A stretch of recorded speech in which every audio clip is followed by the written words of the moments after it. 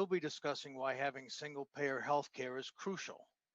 We also have Aaron McKee, a former AFL-CIO president in South Carolina. Shelly Quinga from the Palmetto Project will be updating us on the latest for the ACA enrollment. And our very own leader and ORSC board member, Vegero Robinson. I don't see any people joining yet, so let's go back through this. Hello, I'm Alan, and thank you for joining our monthly ORSC meeting. Please introduce yourself in the chat with your screen name and the organization you are with. You can put questions for the panelists in the Q&A, and we will try to get to them. We have a lot of great guests with us today. Dr. David Keeley, who's the president for National Healthcare and president of the Physicians for National Healthcare in South Carolina. He'll be discussing why having single-payer healthcare is crucial. We also have Aaron McKee, former AFL-CIO president in South Carolina. Shelly Quinga from the Palmetto Project updating us on the latest for the ACA enrollment, and our very own leader and ORSC board member, Vegero Robinson. Let's see, we've got a good morning from HP Molly Montez. Thank you for joining us. Again, I'm Alan. Thanks for joining our monthly meeting. If you will please introduce yourself in the chat with your screen name and the organization you're with. You can put questions for the panelists in the Q&A. We have a lot of great guests with us here today. Dr. David Keeley is the president of the Physicians for National Healthcare in South Carolina. He'll be discussing why having single-payer healthcare is crucial. We also have Aaron McKee, former AFL-CIO president in South Carolina. We have Shelly Quinga from the Palmetto Project updating us on the latest for the ACA enrollment, and our very own leader and ORSC board member, Vegero Robinson. And I'd like to say good morning to Donald Green. Thank you for joining us from New Jersey. Well, that's great. Okay, and I've just got a notice that we have 16 watching on Facebook. And thank you all for joining us here. So we're very pleased to have you here with us today. We are having our monthly Organized to Win meeting. So as you join the meeting, please introduce yourself in the chat with your screen name and the organization you're with. You can put your questions for the panelists in the Q&A. Our guests today are Dr. David Keeley, president of the Physicians for National Healthcare in South Carolina. He'll be discussing why having single-payer healthcare is crucial. We also have Aaron McKee, former AFL-CIO president in South Carolina. Shelly Quinga from the Palmetto Project will be updating us on the latest for the ACA enrollment, and our very own leader and ORSC board member, Vegero Robinson.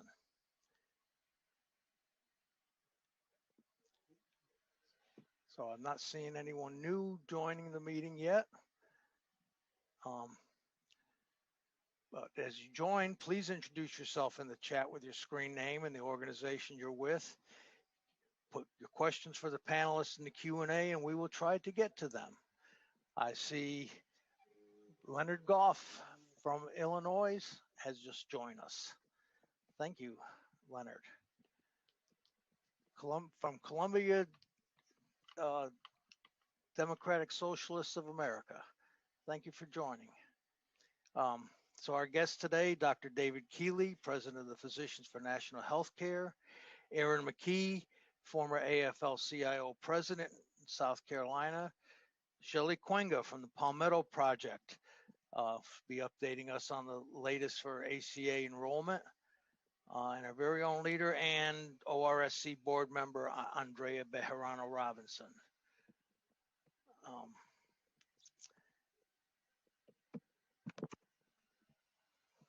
Okay. All right, so let's go go to Lucero and kick off our March meeting. Good morning, everyone. I am Lucero Mesa, co-chair of Revolution South Carolina, and I am pleased to welcome all of you to our monthly meeting in celebration of Women History Month. We've got so much important work ahead here in South Carolina and across the country. 2020 taught us a lot of things. One of the most important lessons I learned as an activist was that we can never let up in on organizing. Our organizing helped remove Trump from the White House and Biden win the White House. Yes, Biden to win the White House. Our organizing helped Democrats elect progressive champions to Congress and take control of the Senate. Now we've got to ramp up our organizing to make sure that we can build on those successes and have a government that truly serves the people. The $1.9 trillion COVID stimulus package is only the beginning. That unfortunately did not include a permanent stimulus for millions of low-wage workers by raising the minimum wage to $15. Listen to this, 59% of people that would have gotten a raise are women. So we need to let our politicians know that we will continue demanding a living wage. How cruel is it that people have 2 or 3 jobs to be able to survive? And on top of that, those part-time jobs do not offer health care insurance. Can the politicians understand the impact of this on family stability? Now the struggle continues for Medicaid expansion in South Carolina, Medicare for all, and reunification of families separated at the border, comprehensive criminal justice reform, student debt cancellation, and so much more. Today, we got a great group of special guests who are doing the work of building progressive change. And to celebrate women, we are going to talk also about the work that needs to happen to create more gender equality in this country. That begins by recognizing that raising the minimum wage is a women's issue, that a student debt cancellation is a women's issue, universal child care is a women's issue, and healthcare is a women's issue. Currently, there are only 12 states that have not expanded their Medicaid program to cover more low-income residents. Among them, unfortunately, South Carolina.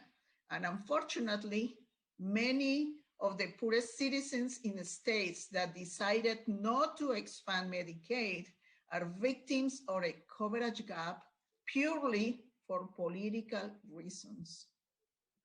Our Revolution South Carolina is firmly committed to tackling social injustices in our state and identifying and working to elect candidates to political office who will fight for policies consistent with our values. Dr. David Keeley, who is the president of the Physicians for National Healthcare in South Carolina, will be discussing why having single-payer healthcare is crucial. We also have Erin McKee, former AFL-CIO president in South Carolina. She will be sharing with us how South Carolina workers struggle with the actual healthcare for-profit industry. Shelly Quinga from the Palmetto Project will be updating us on the latest ACA changes related to the COVID bill. And our very own leader and our Revolution South Carolina board member, Vegero Robinson, who will be sharing with us some South Carolina statistics. Before we introduce our special guest, we are going to hear from Hal Ginsberg with our Revolution National about the Our Revolution membership drive, which was launched last month. And I have to say that the support that our Revolution South Carolina received from our Revolution National is crucial to us to continue our work. Please welcome Hal.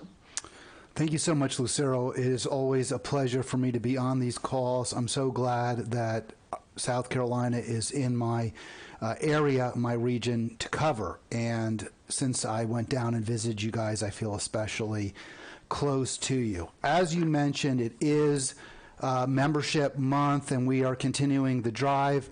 So if you have an opportunity, and if you're in a position to contribute as little as $5 a month, we do ask you to become a movement builder. And I just put the link, let's see, I should be in the chat right now, and it's ourrev.us SCMEM. I think there's a dot at the end I shouldn't have put because that messes up the link. But if you just take off that dot, you can give it. And it's important to put that SCMEM because that means that South Carolina gets credit for the contribution. I don't want to go too into detail what we're doing at Our Revolution National. I really want to focus for this brief moment on South Carolina and what a great call this is. It is Women's History Month, and nothing could be more appropriate than to discuss healthcare for all, discuss making healthcare universal, a right in this country and in this state to improve the quality of life for women. Last month was African American History Month, and equity is such an important factor, or the lack of equity in our country, both for people of color, African Americans in particular, and for women. Nothing would address that gap any more powerfully than healthcare equity and Medicare for all, or some form of increasing greatly the number of people who are covered, who can get healthcare without expense at the time of delivery, would greatly reduce inequity in our society and make America a better, fairer, happier, healthier country. So I'm really, really delighted that South Carolina is focusing on healthcare today, and with incredible guests. I've seen and heard Dr. Keeley before. He's tremendous. Same for Shelly, Quinga, and Erin McKee, speaking to them just today. And, of course, Andrea is just awesome, and she's great. It's so great that she's part of this chapter.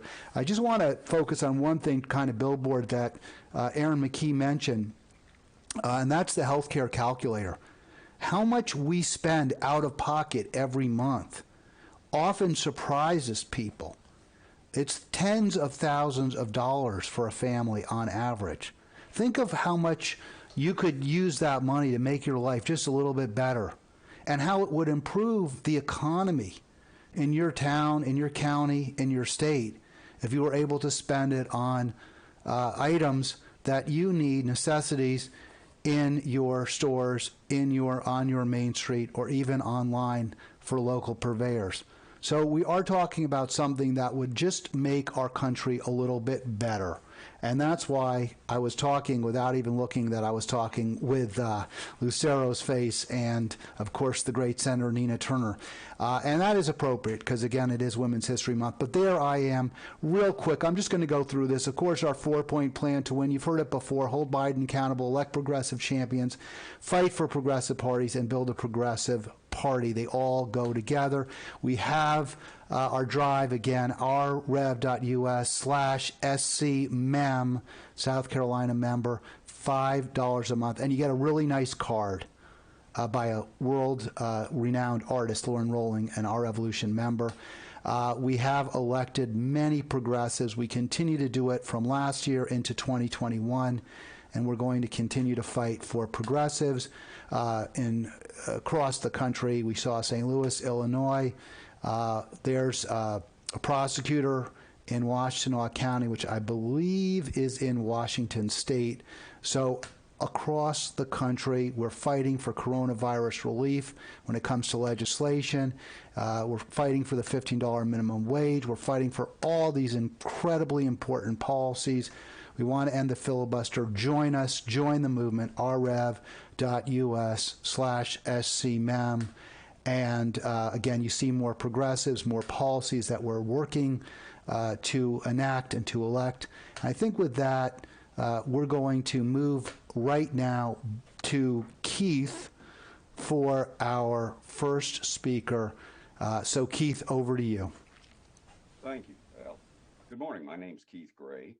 I'm a member of the board of Our Revolution, South Carolina, and I'd like to welcome this morning first Dr. David Keeley, who's a semi-retired family medicine and public health physician who's practiced in South Carolina for over 40 years.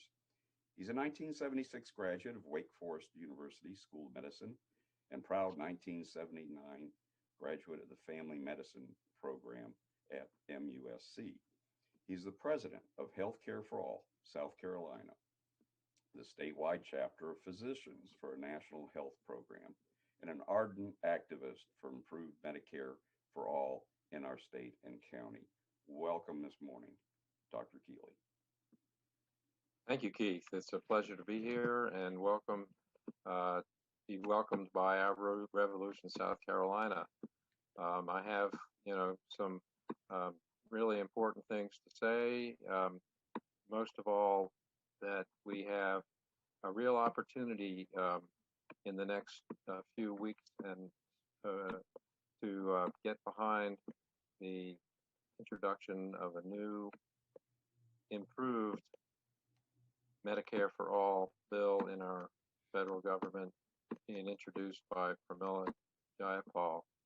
So I'll talk more about that, and want to, encourage folks to be in contact with your House members across South Carolina and let them know that they should be signing in on this co-sponsoring this bill. Healthcare for All South Carolina, which is our statewide chapter of Physicians for a National Health Program, has a letter to President Biden and our House members and senators, and it's posted on our website. I'll put the link in the chat, and you can sign on to that letter and help get behind the movement to really expand Medicare, and where we have everybody in, nobody out healthcare in this country. Could you tell us the main goals for your organization in South Carolina? Our main goal is, as I've kind of introduced, to get improved Medicare for all passed in our country. We have an inequitable, profit-driven healthcare system. I've practiced in it and for over 40 years, and we have a lot of aspects of this system that are not functioning well and are way too costly. So that's our number one. And then, we have really a big emphasis now on partnerships, and that is a way that we're trying to build our grassroots support for improved health care for all. Notice I say improved. Medicare as a system has been very successful for 65 and older for over 50 years. There are improvements, however. There are things that physicians recommend that be made, improvements be made in Medicare, and this new effort is going to make those improvements. Well, what is the most important issue you believe that needs to be addressed to improve healthcare in South Carolina? In South Carolina, right now, it is expanding Medicaid, expanding South Carolina Medicaid under the Affordable Care Act. We have, unfortunately, been one of, as was mentioned, one of only 12 states that have not taken this step, and the timing is right. The COVID-19 pandemic has exposed so many inequities in our healthcare system, and not the least of which is the 200,000 South Carolinians who would benefit because they are in what we call the coverage gap. And Al, if you want to show that slide now. As you can see, in the red area, we have the expansion population, which would benefit because they are making annually less than the 138% federal poverty level in terms of income. And because of that, they are unable to buy insurance on the exchange in the Affordable Care Act. And as you can see, this is going to benefit not only childless adults, but also low-income families and some of age or blind or disabled folks.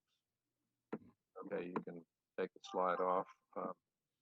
So improved Medicaid for expanded Medicaid in South Carolina is important because right now, because we actually have two bills in our state legislature, one in the House, House Bill 3226, and one in the Senate, Senate Bill 210, to call for this expansion.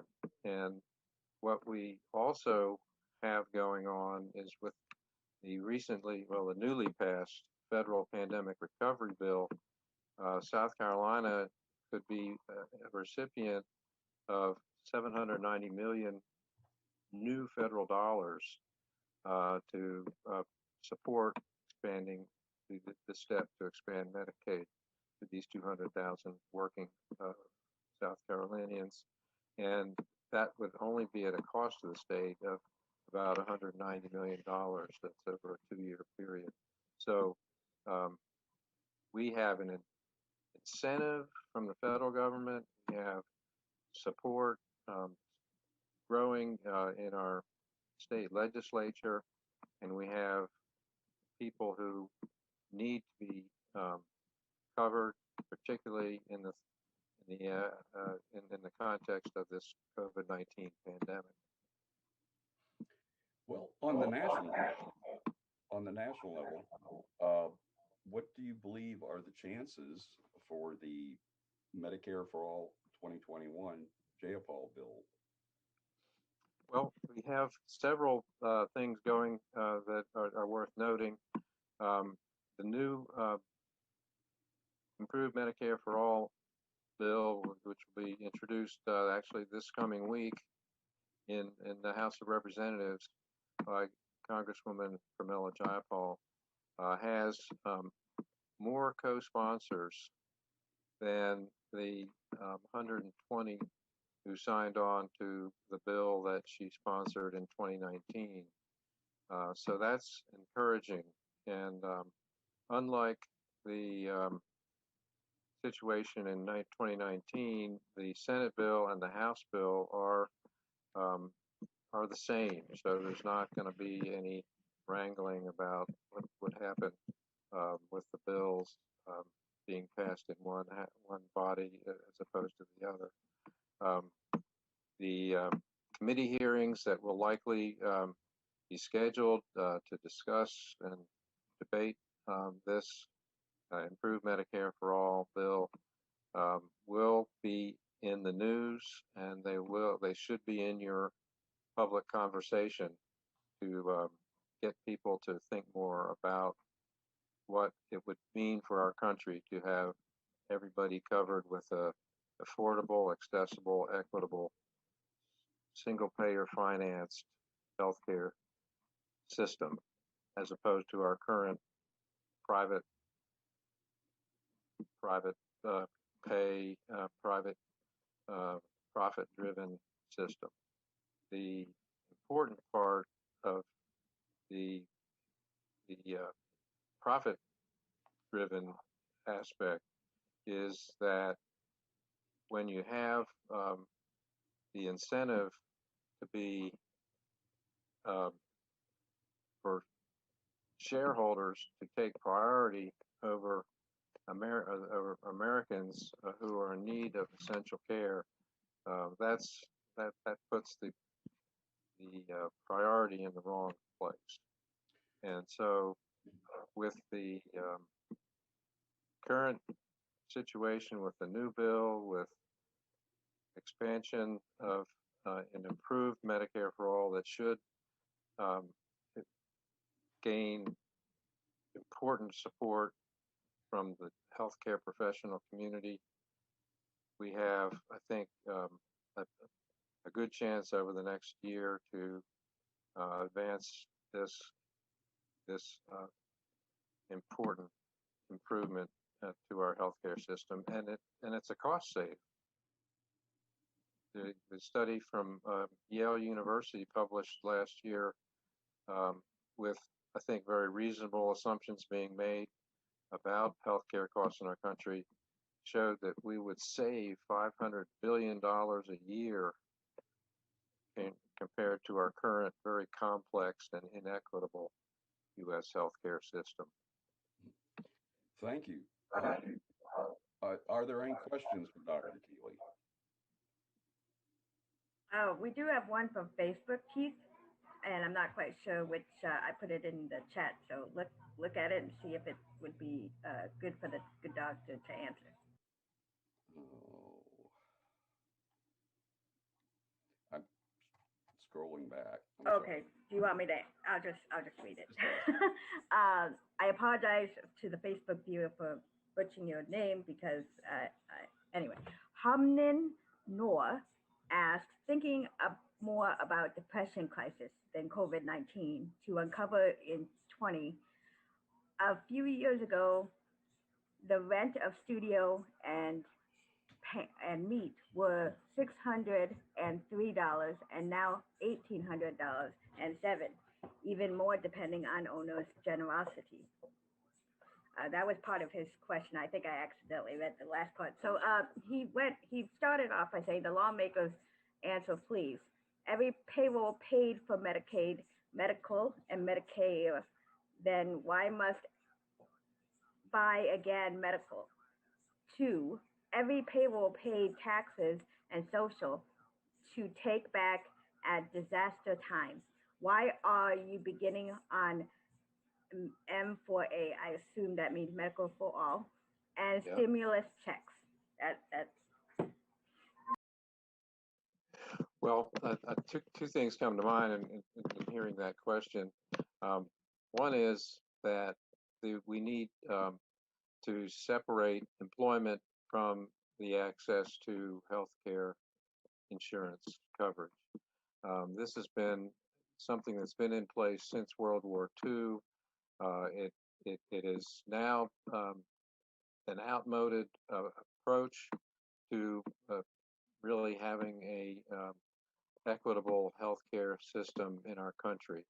So what improved Medicare for All will do will be it will eliminate the linkage between employment and healthcare insurance coverage, which will free up people.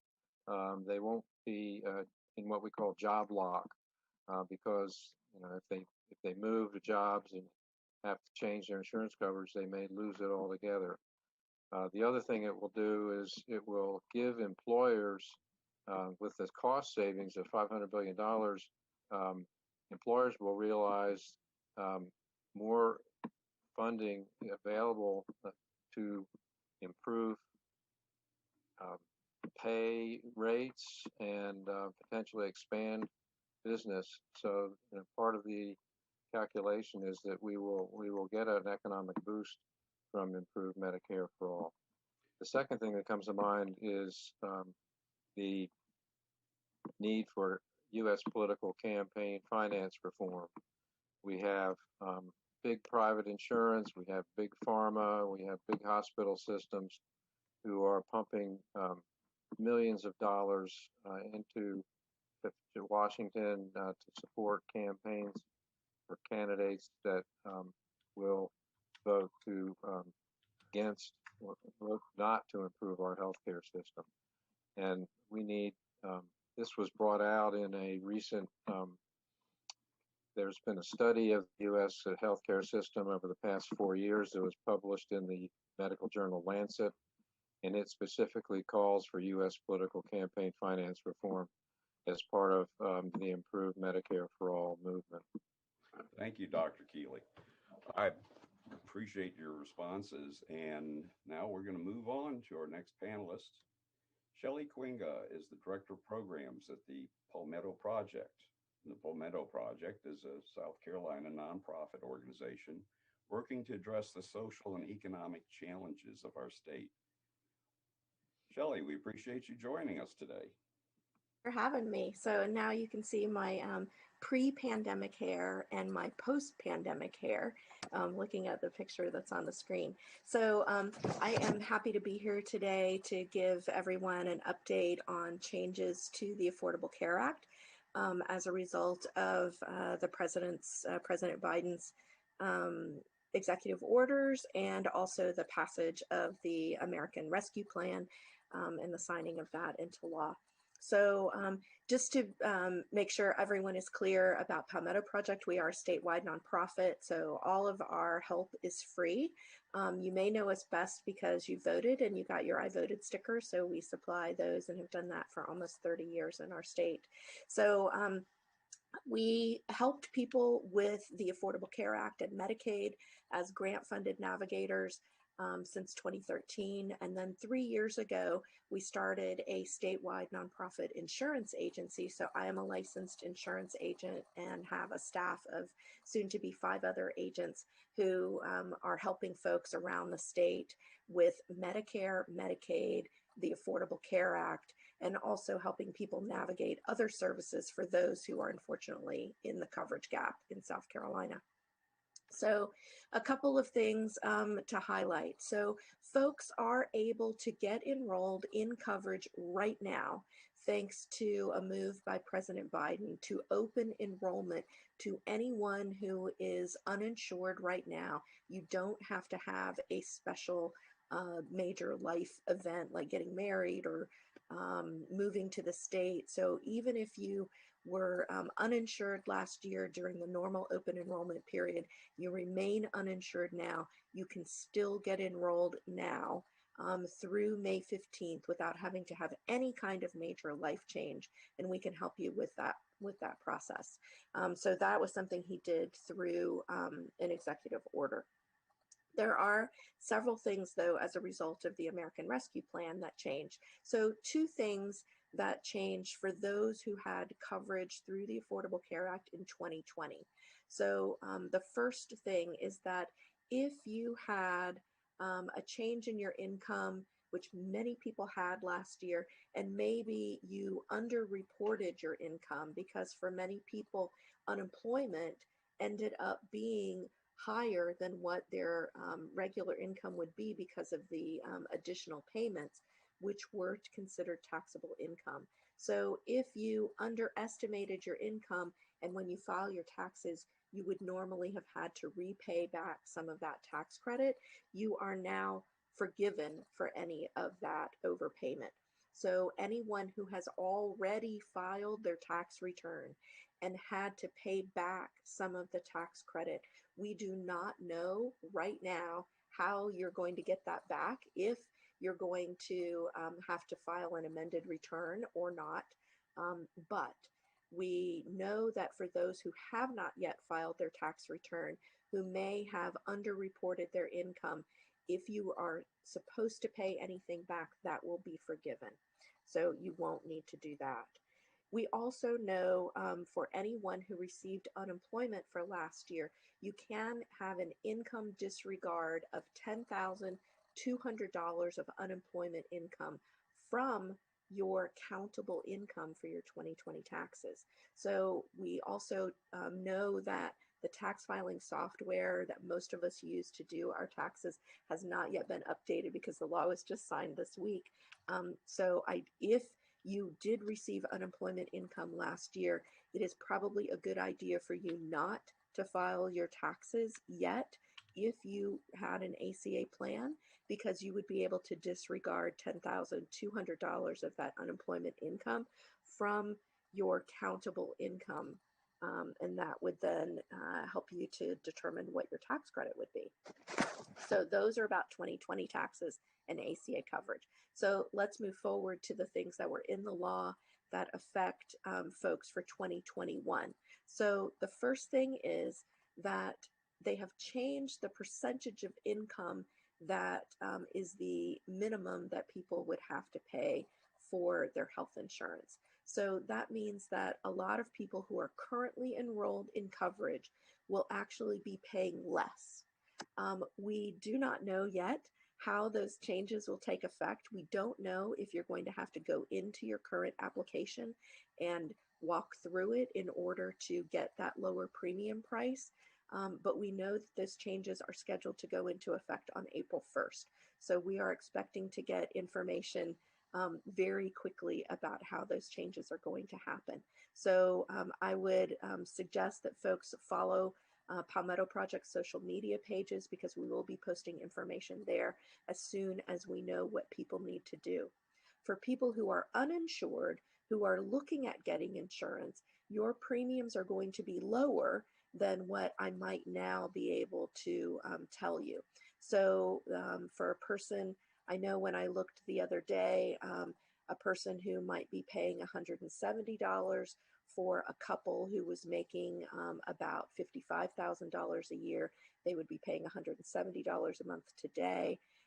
After April 1st, they would be paying about $140 a month, if our estimates are correct, based on a couple of calculators that are available. So we know that folks will be paying less in premiums. One of the other things that happened is that there used to be a ceiling.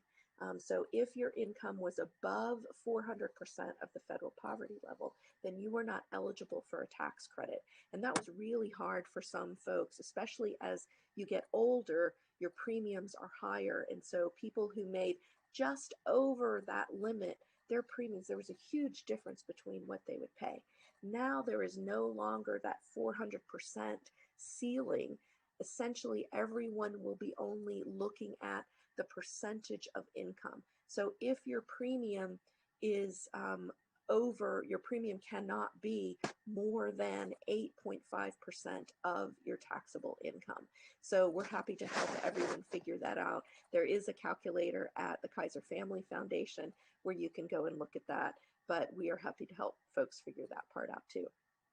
The other thing that the law did is for anyone whose income is below 150% of the federal poverty level, you could get right now, you could be in a bronze plan with a $0 premium, but your deductible and your out-of-pocket max would be very high. Beginning April 1, you would be able to be in a silver plan with 0 premium, still getting all of the cost shares as if your income were under 150%. So that is a great opportunity to get really affordable coverage. So it will be based on the silver benchmark plan in your county, which can be different county by county. So we would have to look at each individual's residents and their income to determine who would be eligible and what your cost would be. But that is going to help a lot of people to just zero out their premium and allow them to stay in a silver plan that would have that much lower deductible. So there is also now, for anybody who has had even 1 week of unemployment in 2021, so if you receive even 1 week of unemployment benefits in 2021, your income will be considered to be at 133% of the federal poverty level for the entire year. So that means you would also be able to get that silver plan with a 0 premium. Regardless of what your total income may be for the year, you would be able to get a silver plan with a 0 premium and have that much lower deductible and cost sharing. So your cost to actually use your care is going to be incredibly affordable. So these are huge changes to the law. This is the first significant change we have seen to the Affordable Care Act since its passage in 2010. So it definitely means if you are not insured, sorry, Zoom call with dog in the room. So if you are not insured right now, this is the time to check and see what your cost will be. We expect all of these changes to be in the system effective April 1. But there are, as I said, some estimators that would allow us to check and see if what your cost might be and be able to get you enrolled for those lower costs. Shelly, thank you very much. That's a great amount of information and and it sounds like a lot of good news for us. It is. It is. Okay. Well, we recommend everyone to follow up on checking on their eligibility and the impacts of these changes. And we're going to move on to our next panelist. Vegero Robinson has strong progressive credentials and a history of advocating for children and those with disabilities and special needs. She served as a chapter president of a nonprofit. She's also served as chair, outreach, inclusion officer, and vice chair of political organizations. She's worked along with a number of unions in organizing efforts. Welcome this morning, Andrea. Are you mute? Andrea, you're still mute.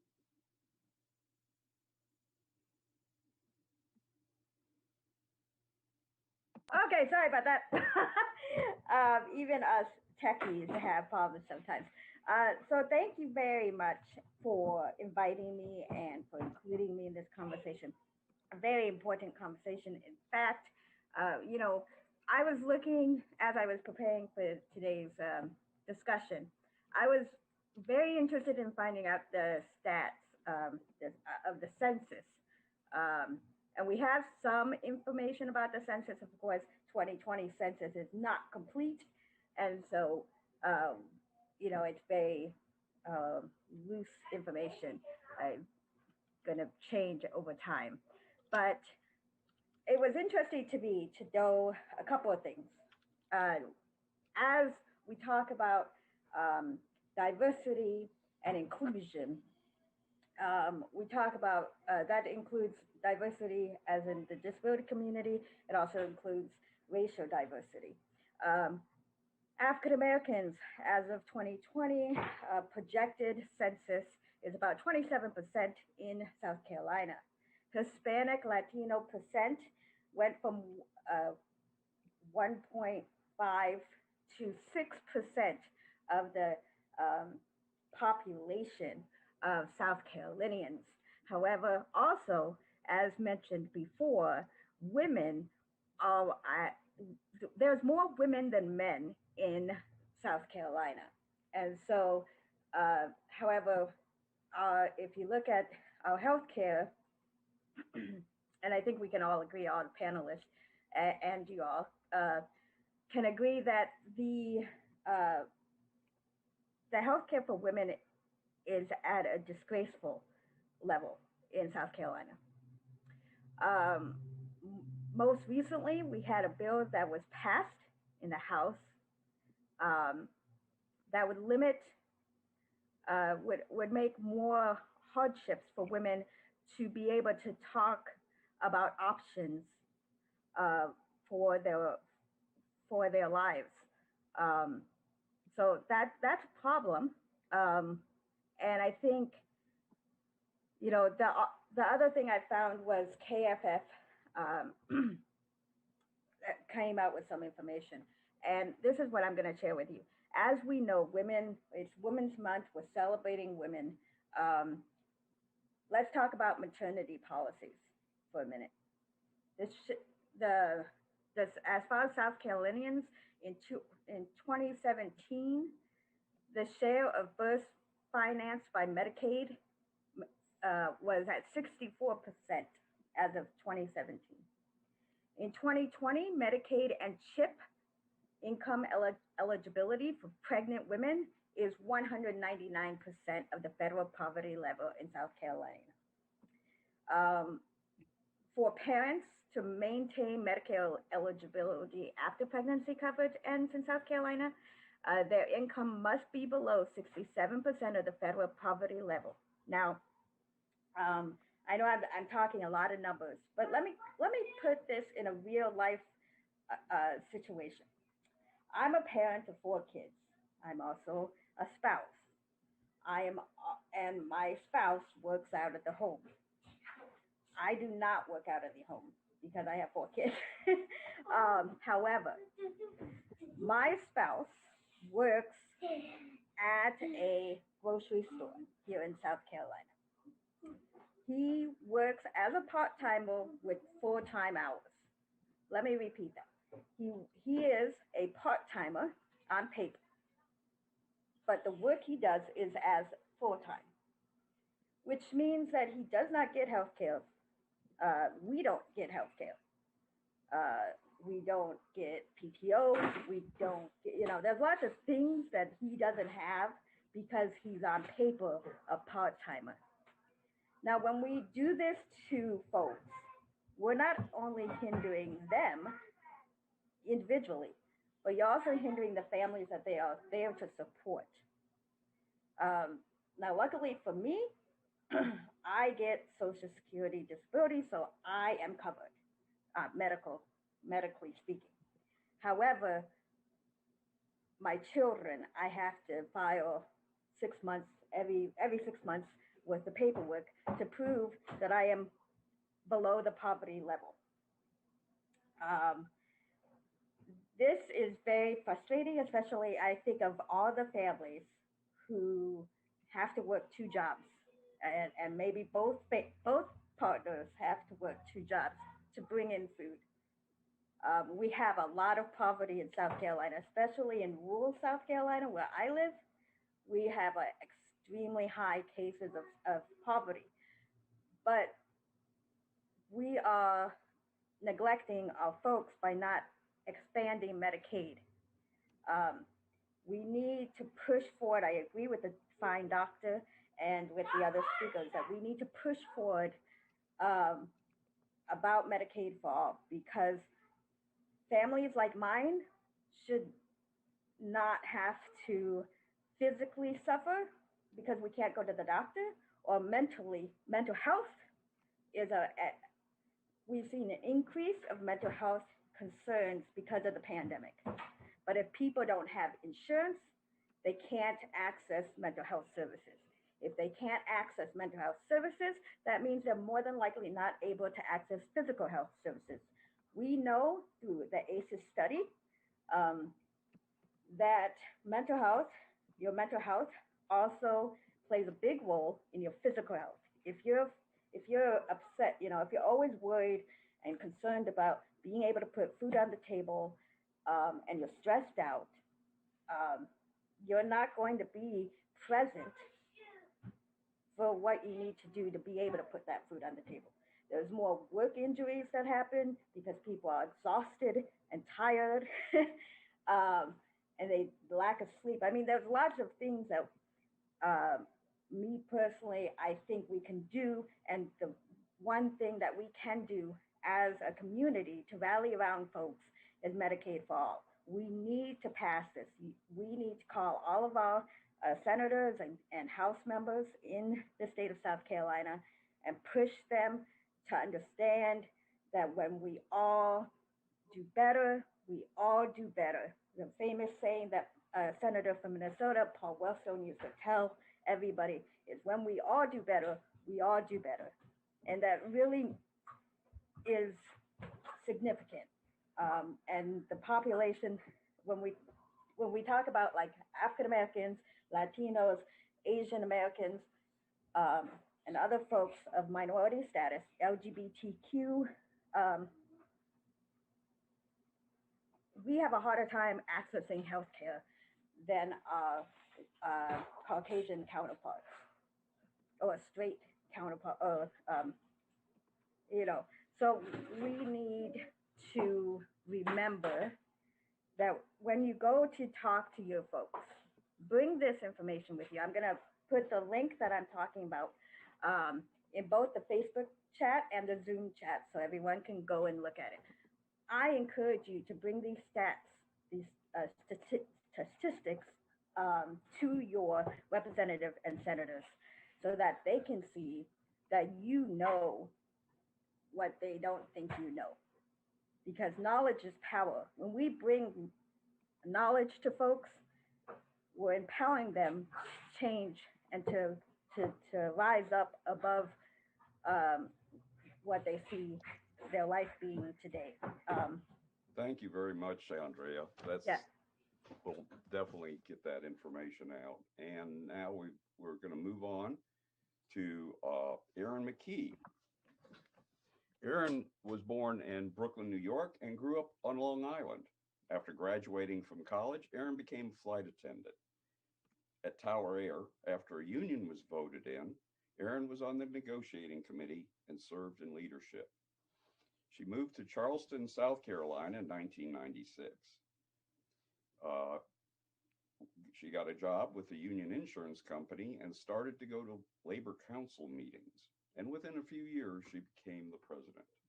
In 2005, Erin started working with the International Brotherhood of Electrical Workers, Local Union 776. In 2013, Erin became president of the South Carolina AFL-CIO and was president until November 2019. Erin has one son, Jack. Welcome, Erin. I believe you're mute. Still mute, Erin. I am sorry. I also have a dog like Shelly, so he's trying to make sure he doesn't bark. Thank you for having me on. And I know we're short of time, so I'm going to be pretty quick because Dr. Keeley and Hal both spoke about some of the things I wanted to talk about. And of course, one is working people being dependent for healthcare through their job. I think a lot of people take jobs that they would be better suited doing something else because of healthcare. And I wanted to talk about a healthcare calculator, and you can find it on ueunion.org. That's a good exercise for working people. We've used it at union meetings and anybody who gets insurance through their employer. And it talks about how much your employer pays or you get deducted from your health insurance, how much you pay for your deductibles, your primary care specialists, labs, your drugs, do you have vision, do you have dental? And when we did the exercise and added it all up, we found that most people spend about $23,000 to $26,000 a year, and that's when they don't have a lot of medical problems on their insurance. So I think we need to do a lot of educating on people that feel, I have health care through my job and I don't want to give it up because they don't realize that they could be getting much higher wages and that our taxes should be going to health insurance. When people go on strike, there have been companies that have said, we're going to take away your health insurance. So that has been an eye-opening to some working people. And I think this past year with COVID, some people have to work a certain amount of hours to keep their health insurance. Some people only get it for 6 more months. The COBRA's so expensive. And I have seen this past year, people fall through the cracks and lose their health insurance, even with a union job. And I'm sure it's happening non-union. And we just need to get away from, as Dr. Keeley said, getting your health insurance through your employer. And that's it.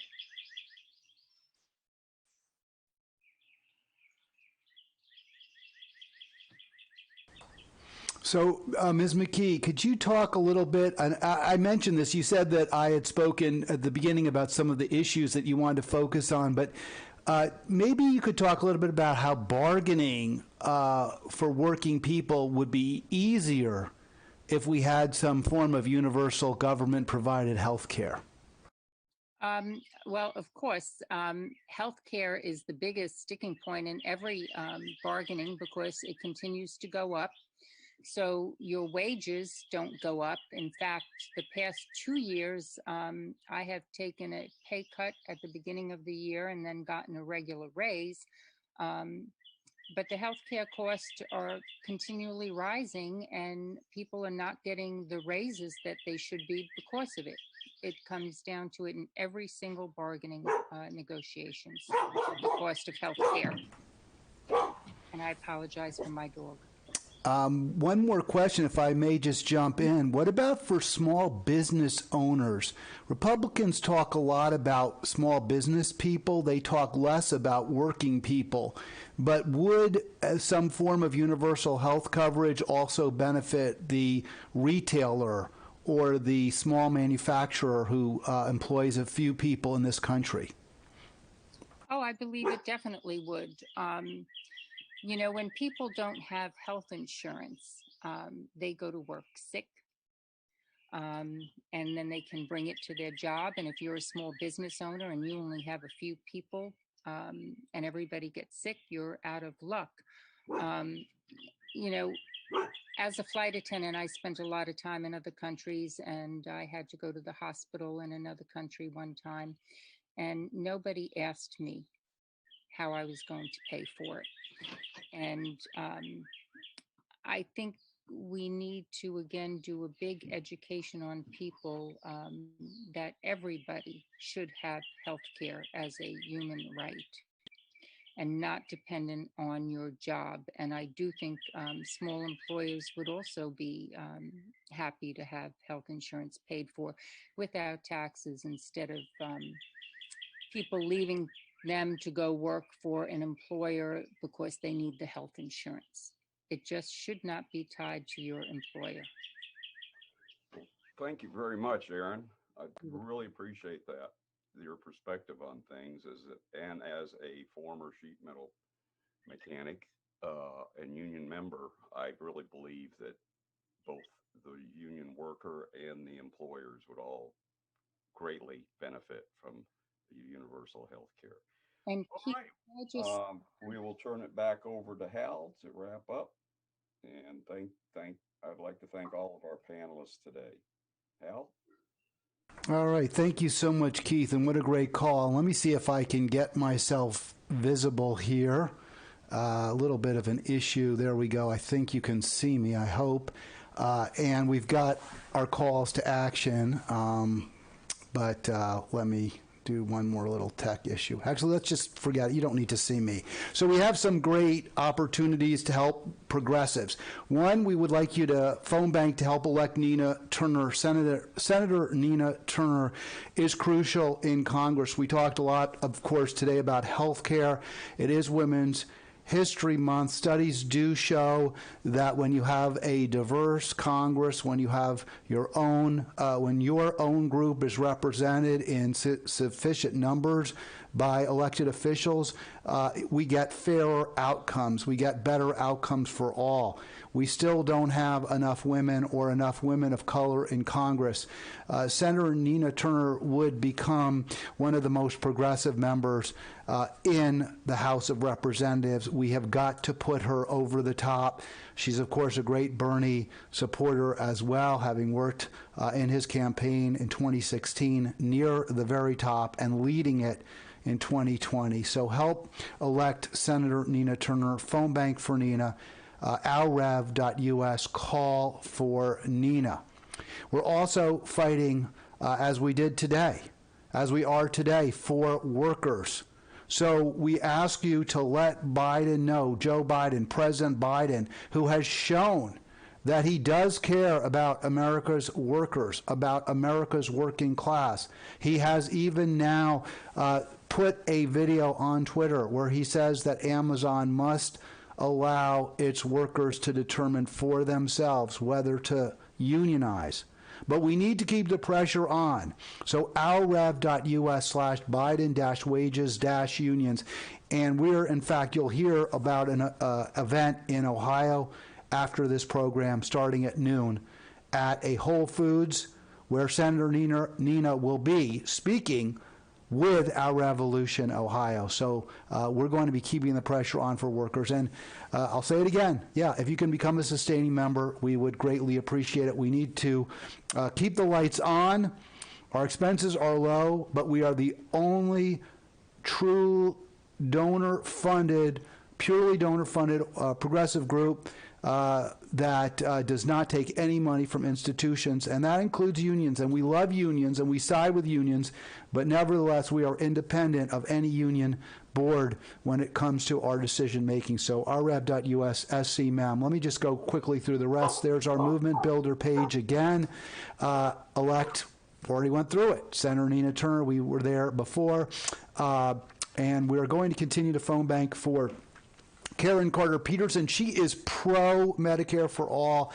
She would be a real big move to the left if we could elect her in Louisiana.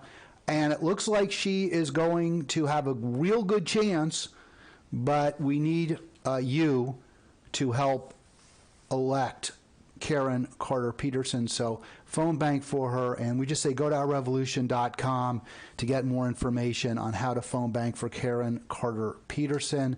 And today, after this call at noon, we're going to have our Amazon Worker Solidarity Rally with Senator Nina. So there you have it, and you can watch that on Facebook, Our Revolution page, and Our Revolution Ohio will be broadcasting on Facebook. And this Monday, our organizing meeting, we have these every Monday, and they've been extremely popular with lots and lots of folks on them. So we hope you'll join our upcoming Monday organizing meeting this Monday, the 15th at 8:30. East Coast time, which is where we are in South Carolina. And you can see one of the newest members of the squad, Mondaire Jones from New York, will be on that call. And it's going to be all about health care with Amira from National Nurses United.